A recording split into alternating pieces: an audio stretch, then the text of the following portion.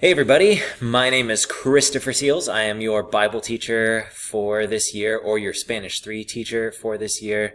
And I just wanted to give you a quick orientation video on how to do this online class thing. Now, a lot of these skills are going to carry over into our time together once we are in person, but I know since we're starting off the year digitally, this is to help you, my friends. So the first thing I want to draw your attention is the space that you're sitting in right now. What does your workspace look like? Because I found that when my workspace is cluttered and when it's really difficult to find things, that's when I start to fall behind in work. Because I wrote down that note on a piece of paper and I can't find that piece of paper. I put it in a folder, and where is that folder anyways? Or maybe you take your notes digitally and you're like, oh, okay, well, I put it somewhere in here. Maybe it's in Notability. Is it my notes? And so the first thing you're going to want to do is pay attention to your workspace. And here are just a couple of really quick tips for that workspace. One, you're going to want to make sure that you have all of your tech, the chargers necessary to keep your tech running. Headphones are probably almost a must depending on the house that you live in, but it reduces feedback on Zoom calls, and it also, like when you're watching videos, if you have siblings who are also doing online schooling, it cuts down on some of that, I don't know, that sibling tension. And yeah, obviously have the device that you're supposed to have to do all these things. We are an iPad school, so you should have your iPad, but I know that sometimes some of you also have a computer that you use, so whatever it is, have your technology ready for you. You also want to have things for note-taking, a stylus, pens or pencils, some paper handy for taking notes on things, especially if it's during a Zoom call where you're looking at a screen. It's going to be hard to be typing on that screen while you're watching it.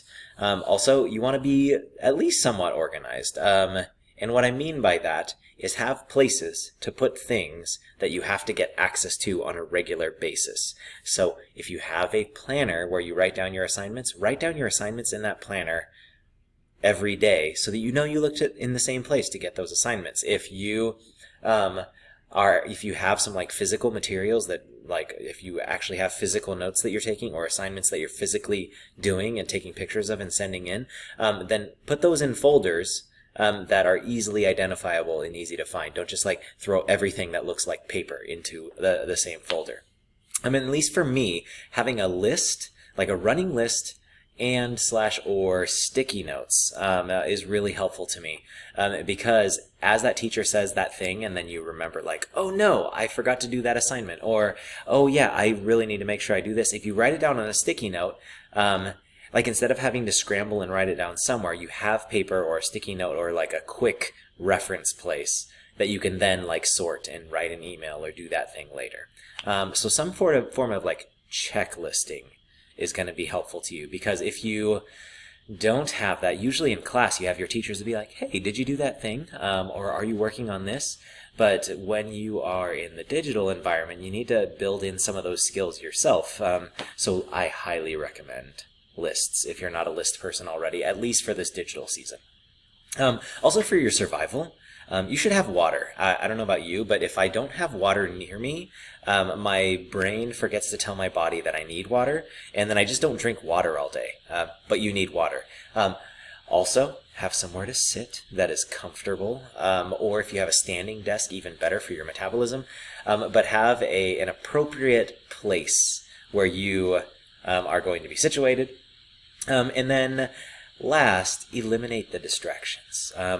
If on Zoom I can see that your like hands are up like this and you're looking off into the distance going I'm sure that you're probably not super engaged. So eliminate the things that would distract you.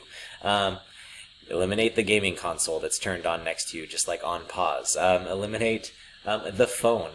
At least put it on Do Not Disturb if it's in the same room as you. I would recommend just like putting it in a bag somewhere so you're not even tempted to look at it.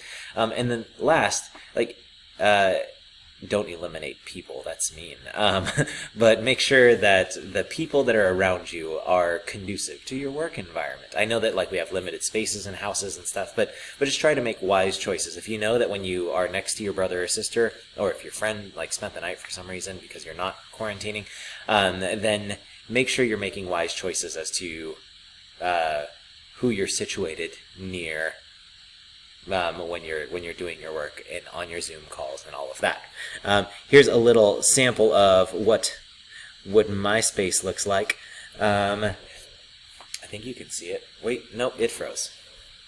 Right, I was able to unfreeze it. I know I said not to work with your phone around, but I'm using my phone to show you my things. And so I will probably be working from school on almost all days. And so this is my little workstation. I got my books out for Spanish and my lead class. I have a microphone that's way more functional than the little pinhole mic on my computer. I got a stylus ready to go. I got my headphones. I don't know if you need hand sanitizer at your desk at home, but hand sanitizer, got my water bottle, got my sticky notes and all of this stuff. So make sure that your workstation is conducive to working. Now, after you get your workspace all set up, there's a couple other things that I want to kind of like prep you for this school year. One is that you need to keep your schedule. Last semester, I think a lot of things were pretty loosey-goosey, but this year we will not have that same relaxed approach to your schedule and your timing. And so I actually have it here.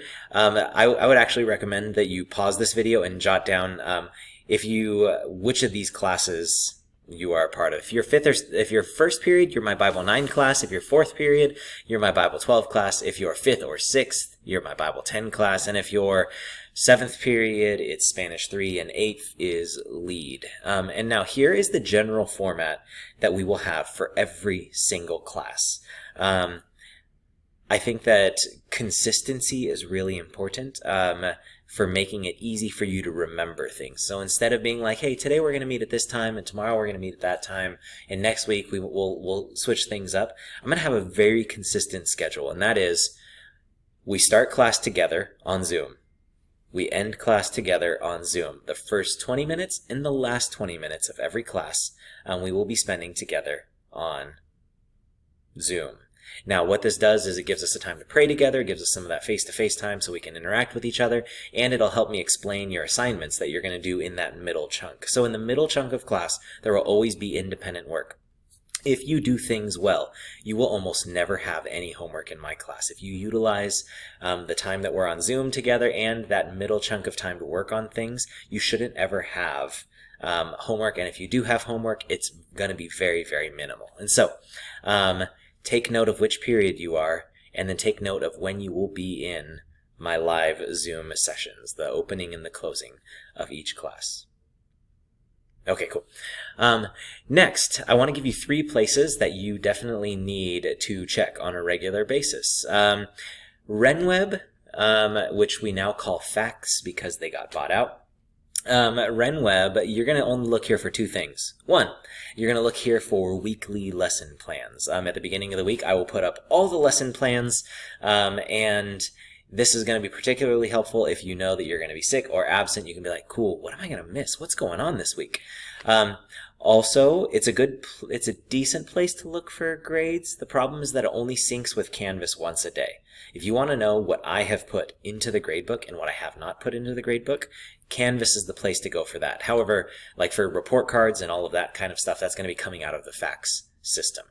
So that's what you would look to RenWeb for. And as I already mentioned, the big guy in the room is Canvas. Canvas is going to be the place for almost everything. Every time we have a class, I will have a lesson plan up in Canvas. I will have a link to all of our Zoom meetings. You'll have assignments there. There'll be video links. If there's an online quiz, you'll find that in Canvas. If you're doing an ed puzzle, the link to it will be in Canvas. If you want to know what your right now grade is, that's going to be in Canvas. Almost everything is in Canvas. Even over here, like you'll see that these are all the sidebar things that you should have. Even though it looks a little different on the iPad, you should have all of those same tabs for my class. And Office 365, if you're like, oh yeah, wait, how do I get to Microsoft Word if I don't have it installed? You even have that Office 365 link. Now, that Office 365 link is also very important because of this thing, email. Oftentimes people will be like, oh my goodness, my email is broken. I didn't get your email, Mr. Seals. The thing is, that's actually not really an excuse, because when people say my email is broken, what they mean is the app that like goes and fetches the mail and brings it to me, is not syncing with my iPad. And that's a problem, and that's super annoying. However, that's not the only place you can check your mail. If you go into Office 365, I think you just log in with your school, like your school email address and your school password that you got for everything. You can actually access Outlook from there. You can get into your email from there. And so I would actually say you should probably be checking your email at least once a day, at the bare minimum once a day. But I would say check your email in the morning before school and in the afternoon after school to see if you've missed anything.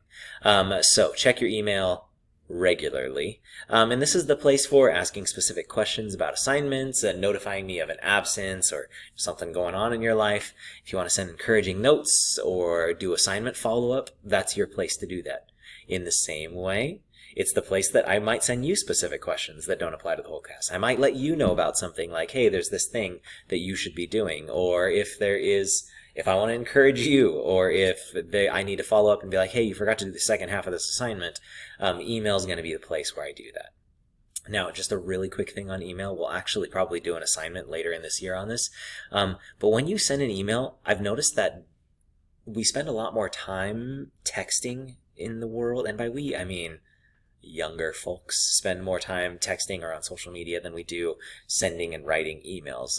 And just so you know, there are some like polite things to do when you write an email. And that includes, one, having a subject that makes sense. That's the subject line. Don't just send a blank subject line. Two, start with a greeting.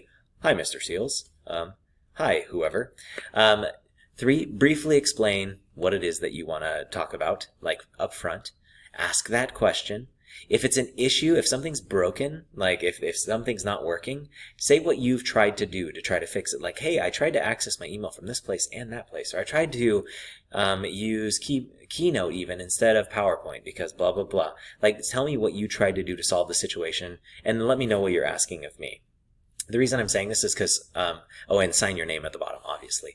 I mentioned this because last year, especially once we went digital, I got so many emails that were just like, no subject, from a student that just said, hey, fix my grade. One, that's rude. And two, I would be like, which grade are you speaking of? What is broken about that grade? What have you done to try to communicate to me that something's off with this grade? So be sure that you're being clear and courteous in your emails that you send to me. Now, that is actually the last thing in my PowerPoint, but I wanted to, instead of just putting up a Canvas screen and being like, hey, you should make sure that you look at Canvas on a regular basis, I also wanted to show you what it looks like here. Now, this is my teacher view. It's fancy, but I'm going to go to the student view. If you're using a browser, this is what it's going to look like, it should be similarly laid out on your iPad. You should at least be able to find things in similar locations. And so your landing page, there'll be a home page. And now I think on the iPad it just has these headings: Online Learning with Seals, Course Documents, Warm-Ups, Fall Exit Tickets. And these are everything that's in the Home tab are going to be the main content of what you need to do. So under announcements is where I will post my lesson plans for every day. Some of you probably got an email about a lesson plan from who knows when, like April. And I just wanted you guys to be able to see like what it looks like when there is a lesson plan that's posted on here. I will have the date, I will have our class, and then in the lesson plan, there will be all sorts of goodies in there, like the things I want you to learn, what's the warm-up, what are the things that you're doing, and what's the exit ticket. So that will all be in the announcement section, and then every day we will have a warm-up, and every day we will have an exit ticket. And so I created a couple of fakies right here. So after we've finished praying at the beginning of class, then we will have a warm-up where you'll actually stay in the Zoom room or in the Zoom meeting and then just do your warm-up live. It'll be something like really quick that you can just jam through right away. And then we'll have some sort of discussion after that warm-up. Then I'll explain what you've got going on in that independent work time. And then You'll have that independent work time, and at the end, we'll come back together at the end of class, those last 20 minutes, and in those 20 minutes, I will take any questions. I might clarify some things that I saw in the work that you were completing, and then after we've addressed all of that, then you will have the exit ticket to do. Don't just try to work ahead and get your exit ticket done in advance, because in that last session, I'll probably give you more clear direction on how to complete that. So that's basically what online learning's gonna look like for us. And so I hope we have a wonderful year together and that lots of learning happens even if we're in separate places. Have a great day, everyone.